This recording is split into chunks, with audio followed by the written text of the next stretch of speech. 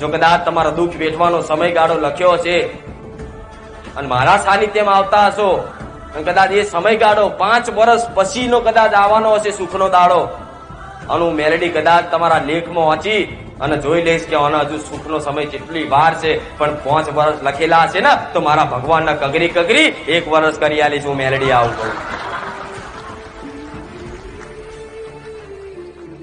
પણ ધીરજ રાખજો, ખાલી વધાર નહીં.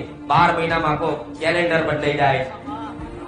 એવું કેલેન્ડર બદલાવાનું હોય તો હું કદાચ 12 મહિના કદાચ મારો છેડો ચાલી રાખજો. તમારી માં જો કદાચ સપને વાતો કરતી ના કરી આલું ના તો હું મેરડી નહીં.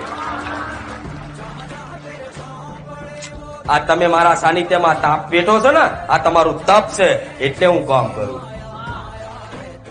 આ તમારું તપ છે. કોઈ 500 કિલોમીટર થી આવ્યું, કોઈ 300 કિલોમીટર, કોઈ 250 કિલોમીટર થી, કોઈ 50 કિલોમીટર.